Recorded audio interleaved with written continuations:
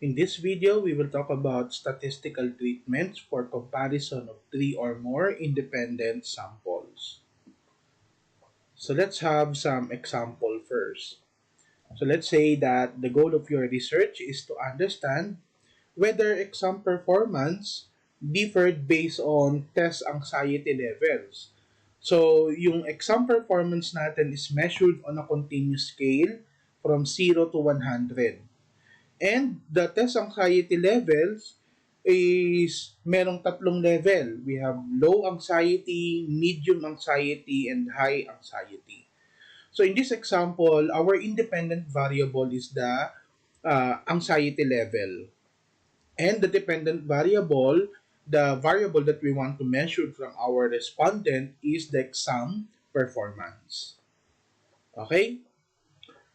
Another is a researcher wishes to determine if attitudes towards pay discrimination, where attitudes are measured on an ordinal scale, differed based on job position.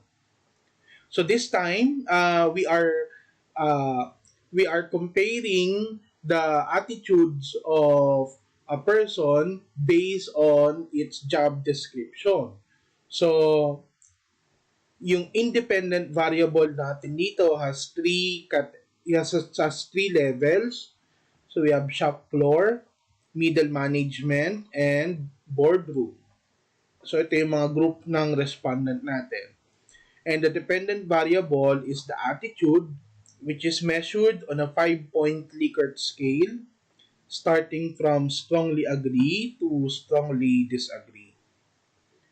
So, ano ba yung mga statistical test or hypothesis test na pwede natin gamitin for this kind of uh, research?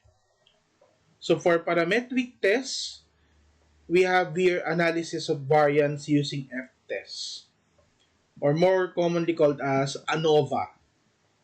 So, in ANOVA, meron tayong tinatawag na ANOVA table. Bawat cell dito is merong formula.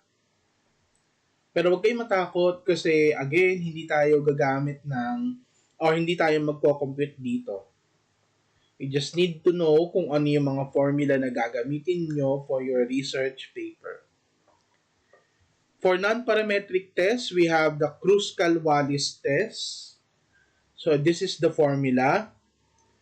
In ANOVA, using F-test, we are comparing the average of the two samples. Dito naman sa Kruskal-Wallis, we are comparing the ranks of each group.